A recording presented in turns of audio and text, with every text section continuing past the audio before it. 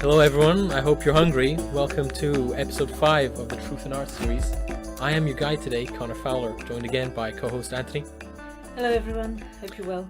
Today's episode is about food, and the reason we're making this episode about food is because we had a rather emotional experience at an Italian cafe called Fiocchi di Neve, and if for all you non-Italian speakers out there, Fiocchi di Neve is sort of like snowflakes. It is snowflakes. Snowflakes, I think, yeah, snowflakes is a good way of putting it, because it's exactly that. Anyway, well, it's actually fiocchi means bows. Yes, like when you tie bow tie. Yeah, that's correct. Yeah, that is correct. Fiocchi di Neve is It's actually like snow bow ties, I guess, which is kind of like what a snowflake is, I suppose. Anyway, yeah. So snowflake. Don't ask me why it's called that, but fantastic cafe which made amazing Italian food. And just to let you guys know, it's not in Italy. This is run by some Neapolitan people, and they make some really, really good home-cooked Italian stuff. Anyway, the reason we thought we'd talk about food is, again, having this emotional experience at this cafe sort of reminded us of our past and our home. If you guys didn't know, I personally am half Italian. Antoni is full Italian, although she lived in Australia for most of her life. Yes, that's true. Yeah. Yeah, and food is quite an important thing. You can't. Well, I mean, right off to begin with, you can't live without it. But another reason I believe it's very important is because it enhances, or it can rather enhance your spiritual being if done correctly. And Antoni, do you want to take us away with what you thought about the experience at the cafe? Yes, well, I think firstly it was really unexpected. In the sense that what was unexpected was the reaction to the food. We went in, it was Saturday morning. We thought we'd just go for somewhere for breakfast, and we hadn't been to this place before. And I don't know exactly what happened. It certainly was. I didn't expect anything like this to happen. But to put it briefly, they were selling a couple of dishes that reminded one particular dish, which is called cima di rape, which is basically mustard greens. It's a kind of mustard greens. Another word for it is cicoria. Yeah. Well, yeah. But they were selling this. To anyone who doesn't know what it is or hasn't grown up with it, it probably means nothing. But for me, whenever I see this for sale, I always order it because it's very rare for me to experience this outside of Italy, and it's something that my mother used to cook infrequently, but it was the only time I ever ate it growing up was when my mum cooked it, because it's a very specific kind of dish. And so when I saw it there today, I instantly ordered it, and it came along with some certain kind of Neapolitan sausages and potatoes, roast potatoes. Roast potatoes, yeah, special kind of. It's quite an Italian style of roast potatoes where they're quite soft on the outside, even though they look crispy. But yeah, that was my my equivalent to that was the salsicce, which is sausage, and the potatoes, because it had the same emotive experience for me as well. Oftentimes when I was studying at university, I'd be abroad, and I would return during the summer holidays to Rome, where almost every time without fail, my nonna, which is the grandmother, would call me and ask me, "What do you want me to make you when you arrive?" For me, it was always the same answer: salsicce padate. She'd make the most amazing sausage, and now they weren't Neapolitan sausage, although these ones are very similar to the ones she used to make. Usually the ones we got in Rome were salsicce norchesi, which is a region in Italy.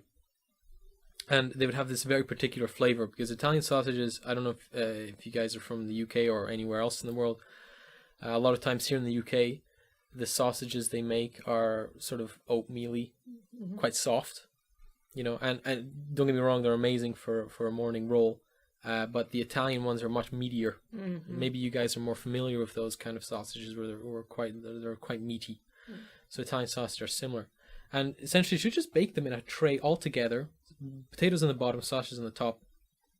And when we were in the cafe today, and I was eating them, it was, bringing me back to that memory, and I was telling to you, Anthony, earlier as when we were discussing that, is that the reason food can be so amazing is because of emotion, the emotion attached to it, and it could be a memory. And I remember you saying as well that we had some other patrons of the cafe sitting at a table apart from us, and they were having the sausages and potatoes as well. And the woman that was there was just losing her mind over the flavor. And you rightfully brought up, well, I'm sure she might have not had any. She definitely wasn't Italian. She definitely wasn't Italian, but also unlikely that she would have had any memory attached to it, to specifically these kind of sausages and these kind of potatoes. And the cicoria. And the cicoria as well. Yeah, exactly. And the thing I mentioned there was that it doesn't need to have a memory attached to it for a certain person, because the food itself almost traps in those emotions. Yes, actually, while you're making it. Yeah. Well, that goes back to that idea of, the most simple dish made with love will always taste superior to other food. And the person doesn't even need to know that it's made with love or whatever. They just know that it tastes amazing. And it's that idea that it is more than just the molecules in the food. Absolutely, yeah. I often say to people, I remember speaking with my friend John about this a while ago, where we often speak about food being Italian, obviously. John's not Italian, by the way, but just because I speak a lot about food, and we often speak about food, especially when we're remembering Italy. And I often tell people, or rather query them on, well, what do you think the number one ingredient is in Italian cooking? And they'll say all sorts of things like, garlic, onion, oregano, or, whatever. And every time they're wrong. Because the true number one ingredient of Italian food is love. Yes. And the memory of love. And the memory of love, exactly. And the reason I'm quite passionate about this is because I do enjoy cooking. I love cooking, and I love to cook slow dishes because I can diffuse my love into it. I think about what the food means to me and the people I care about, and it you can tell that something is homemade. Just like the cafe we were at today. I could, and I'm sure you did too, Antoni, that there was this very obvious flavor profile to it that made it home cooking rather than restaurant food. Yes, if that makes sense. Actually, that's interesting. I suppose partly the reason for that is that the dishes we're talking about, there is only one way to do them, really. Italy, like Japan, there's a way you cook cime di rape. Yes, you can fiddle around and make it fancy, but basically across the whole of Italy, it will be cooked a certain way because it's the best way to cook it, and it's the best tasting way. So the home-cooked aspect, perhaps, I think for us, that's got a lot to do with the fact that we ate those foods at home, whereas the people at the next table, I think he was Australian, and she was... I think she might have been a Canadian, something like that. She had that sort of twang to her accent. And for them, the experience of that food is in that little trattoria or little cafe. Yeah. Whether they could identify it as home cooking, I don't know. But the important thing that I really wanted to kind of sort of talk about a little bit was the fact that it triggered in both of us, this incredibly intense emotional response. And I was thinking about why it is that this particular dish does it for me rather than any other Italian dish. Although other Italian dishes that are similar or very close to what my mum made might have a similar reaction. But for me, it is definitely this one because it's so rare for me to experience it.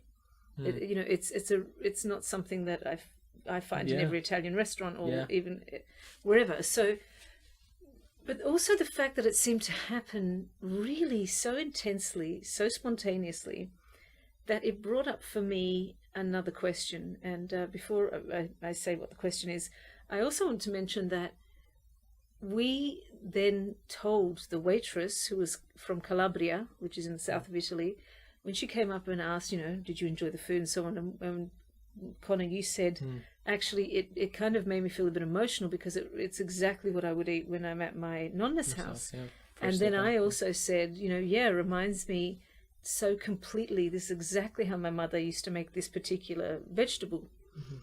And then we all three of us got really emotional, and she started crying, and I had to put my sunglasses on because it was a bit of a nightmare, and I started crying.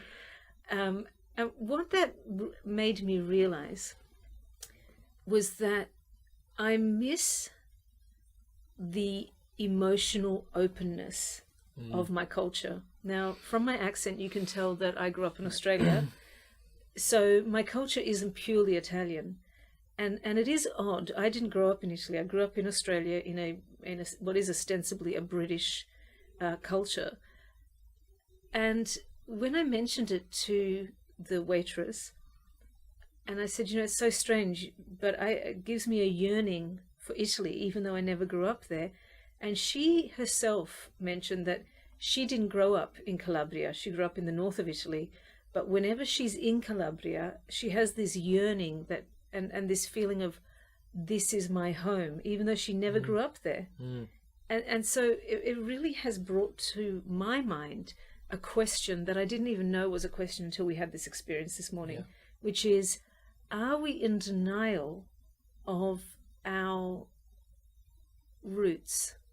And more than that, I'm thinking of Mula Nakshatra, actually. We were talking about this just in the last podcast about uncovering the roots, because Mula Nakshatra is in Vedic astrology, represents the idea of exposing the roots of something to the light, removing the dirt, exposing it to the light, so what is false can be removed and what is true remains. And what is true is the roots and not the dirt. This idea, that when you expose things to the light, that only the truth can survive that.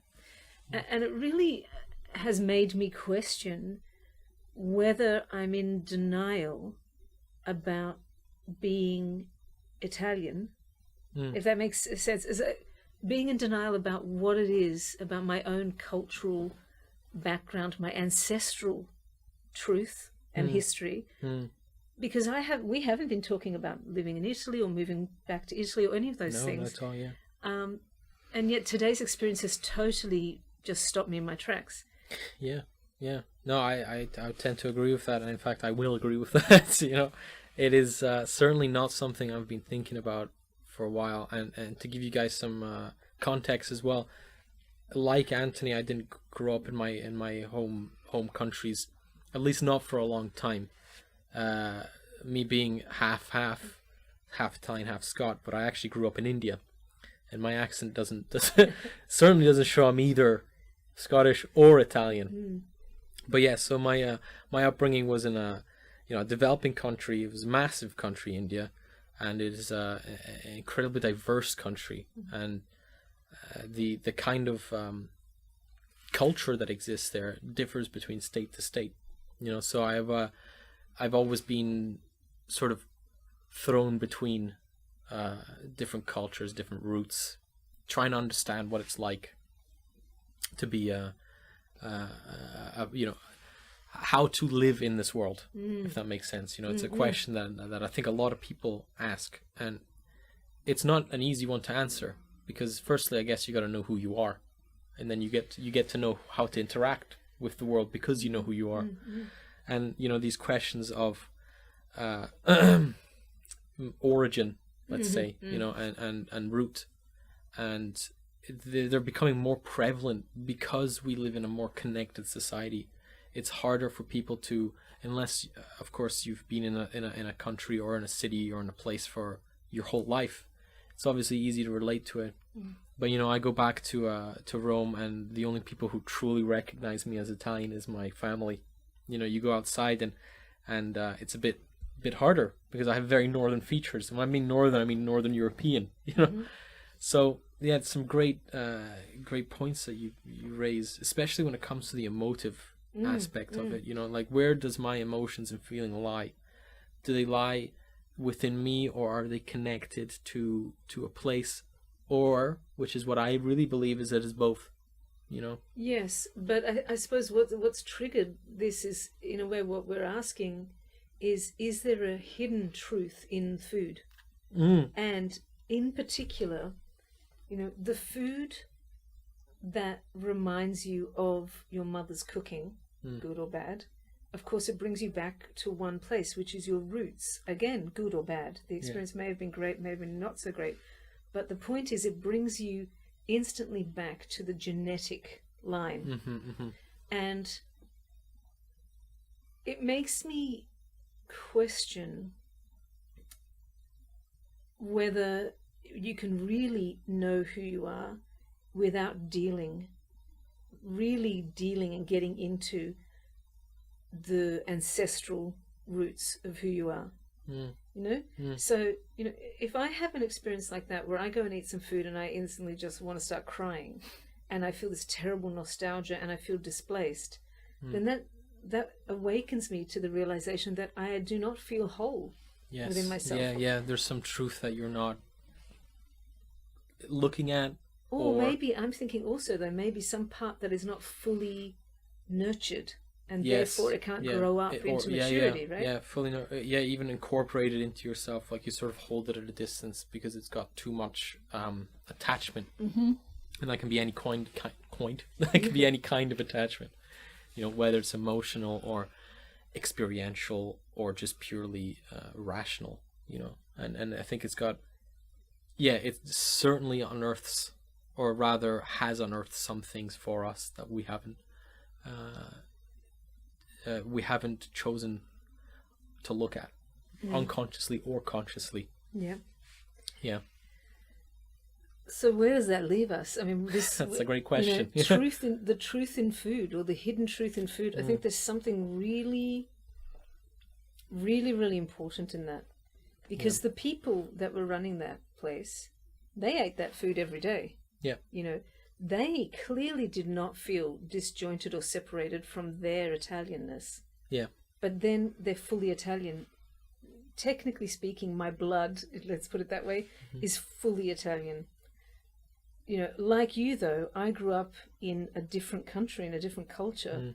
So that feeling of disjointedness is real. And I know it persists with the children of immigrants, because I've had this conversation off and on with many people from diverse cultural backgrounds who grew up in places like Australia. Well, it's interesting you mention that as well, because even immigrants in particular, being let's say not even like feeling displaced in a country that they're living in for any circumstance, the one thing they always bring with them is the food. It's not, of course they bring their family, but they're individual people, so they have their own attributes, but the thing that doesn't change is what they eat. And I think if you truly want to experience a culture, you should start with the food. I completely agree. Absolutely. The food, if you don't like the food, then you can't embrace the culture. You can't, and it's no surprise that I absolutely love curry. I love curry. I love Indian cuisine. Yet I still think Italian cuisine is superior to every cuisine in the world, And well, of course, I mean that goes. That's what we're known for as well. And if you truly want to see the truth of a culture, really experience the food, really take it in. Yes, but how about? I'm sorry. By extension, I'm thinking, if you really want to experience the truth of yourself, looking at the food that has the strongest impact on you. Yes. Because what I've noticed about living here, much more so than even living in Australia, I ate amazing Southeast Asian food, and it was in fact my favorite type of food, other than my mum's cooking, was Southeast Asian food. Vietnamese food especially I adored. Having lived in Britain for quite a while, I've noticed that my taste in food has become blander and blander, that I will, I would say easily 95% of what I eat is in fact really bland and boring food. It's not food of joy or love or celebration, it's existence food. Absolutely. It's a sustenance type, and me being half Scottish, I can tell you that the food here is it can be tasty, but my God, is it oppressive? You know, it's oppressive food. It's oppressive food. You know, it's like we got haggis, which is the famous dish of Scotland. You know, but I think more so it's the history. You know, being one of the, after Wales, I suppose, being one of the countries that has been targeted by imperialist sort of the imperialist status quo of the English for a long time. It's definitely not only suppressed our culture, but with that, the food. You know, and we had, of course, we have some of the most amazing fish. You know, and nobody really hears about it. Of course, the salmon being the one that is the most famous. And it is quite known around the globe, but we're also competing with the Norwegians, the Canadians, and the Alaskan. You mean for boring food? For fish, oh, for right. salmon, for boring food. No, I'm imagining. Northern Europe is when it's cold. Very cold places don't tend to have very exciting food, and that's understandable. But I suppose the point is that, you know, this podcast was inspired by our emotional response to food we grew up with. Yes. You know, and the idea that is somehow trying to speak to us, trying to awaken us to a yearning that we have that we weren't aware of.